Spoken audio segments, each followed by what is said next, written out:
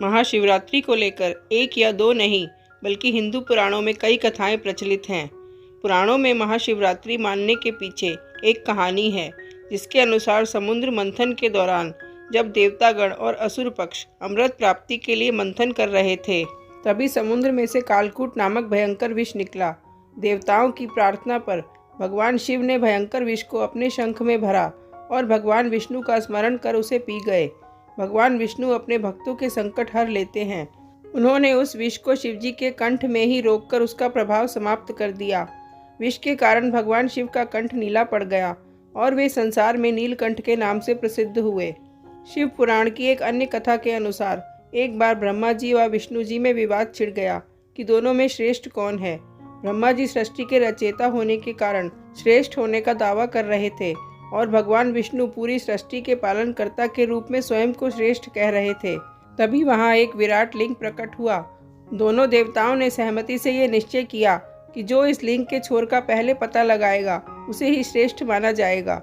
अतः दोनों विपरीत दिशा में शिवलिंग का छोर ढूंढने निकले। छोर न मिलने के कारण विष्णु जी लौट आए। ब्रह्मा जी भी सफल नहीं हुए, परंतु उन्होंने आकर विष्णु जी से कहा कि वे छोर तक पहुंच गए थे और उन्होंने केतकी के फूल को इस बात का साक्षी बताया। ब्रह्मा जी के असत्य कहने पर स्वयं शिव वहां प्रकट हुए और उन्होंने ब्रह्मा जी का एक सिर काट दिया और केतकी के फूल को श्राप दिया कि शिवजी की पूजा में कभी भी केतकी के फूलों का इस्तेमाल नहीं होगा। क्योंकि ये फागुन के महीने का 14वां दिन था, जिस दिन शिव ने पहली बार खुद को शिवलिंग के रूप में प्रकट किया था। इस दिन को बहुत ही शुभ और विशेष माना जाता है और महाशिवरात्रि के रूप में मनाया जाता है। इस दिन शिव की पूजा करने से उस व्यक्ति को सुख और समृद्धि प्राप्त होती है। एक पौराणिक कथा के अनुसार एक आदमी जो शिव का परम भक्त था, वो एक बार लकड़ियां काटने के लिए जंगल में गया और खो गया।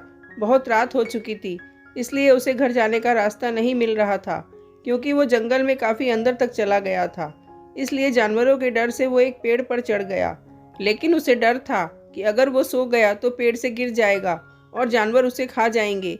इसलिए जागते रहने के लिए वो रात भर शिवजी का नाम लेकर पत्तियां तोड़कर गिराता रहा।